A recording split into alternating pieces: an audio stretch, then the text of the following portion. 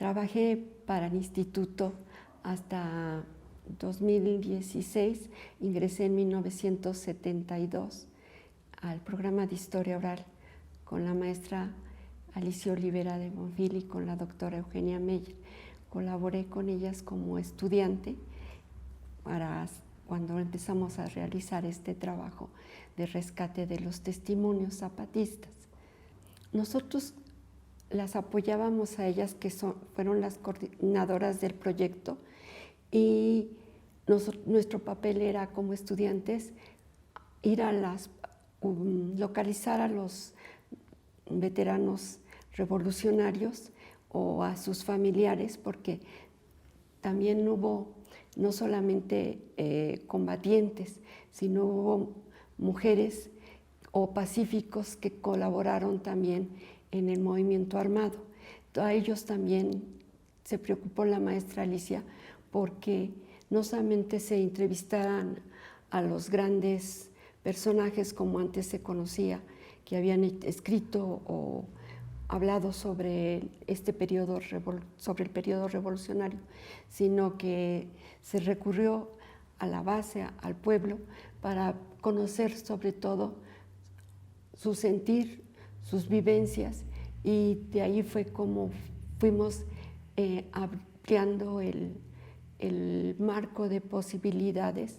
Se entrevistaron a los veteranos, se entrevistaron a algunas mujeres fueron esposas, como doña Irene Copado, que fue esposa del general Manuel Reyes de la Jusco.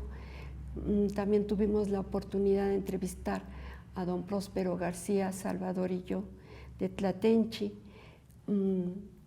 Hubo también, les decía, mujeres que les denominamos pacíficas, entre comillas, porque ellas tenían el pueblo participaba dando alimentos, proporcionando alimentos a los veteranos, a los revolucionarios, a los guerrilleros, y también pasándoles mensajes por donde venía a veces el ejército.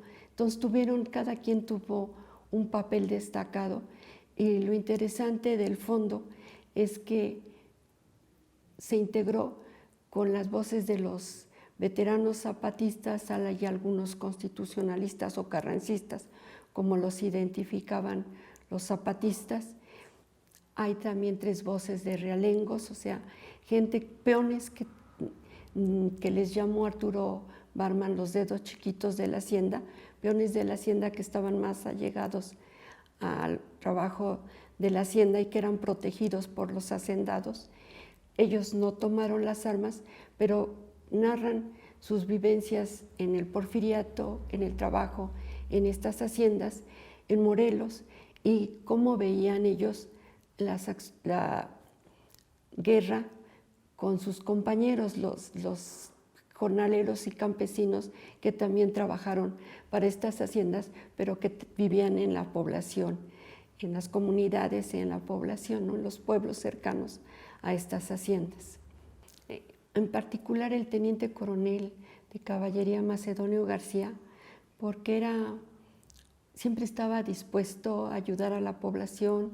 Cuando nosotros, Salvador y yo, recurrimos a él, nunca nos puso ningún pero para entrevistarlo. Es más, se hizo un documental con Adolfo García Videla, años posteriores, para la UNAM, y una noche fuimos a visitarlo para pedirle que fuera con nosotros porque había limitaciones en la cámara, recursos, entonces la cámara salía nada más seria, y fuimos con el general José Contreras a Tepetlispa.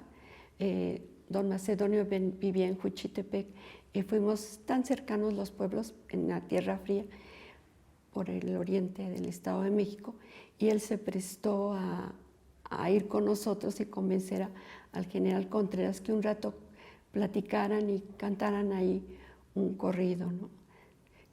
Don Carmen Aldana de Tepalcingo, por su personalidad, por su participación, por su forma también de comprometerse con el pueblo en la defensa de las tierras, en el Banco de Crédito Ejidal les proporcionaba préstamos y ellos siempre luchaban por estas cosas, por recursos para la población, para el ejido. Pues yo creo que es un material muy rico en información, en vivencias de los personajes, de los actores.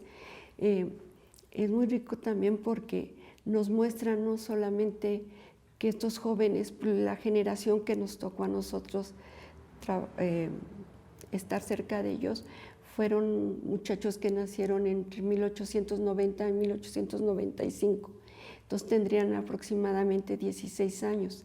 Entonces, no solamente nos permite ver que no solamente fue la justicia y la tierra los principales motores para la revolución zapatista y para que trascendiera esta lucha política que inició Madero en una lucha social, porque también encontramos entre líneas o a veces hablado directamente que algunos de ellos, por ejemplo, se fueron por seguir a sus compañeros de edad, no sabían qué era el movimiento, por la defensa de los padres, decían, no, tú quédate porque nosotros estamos todavía en edad, no tenemos compromisos, y ellos se iban.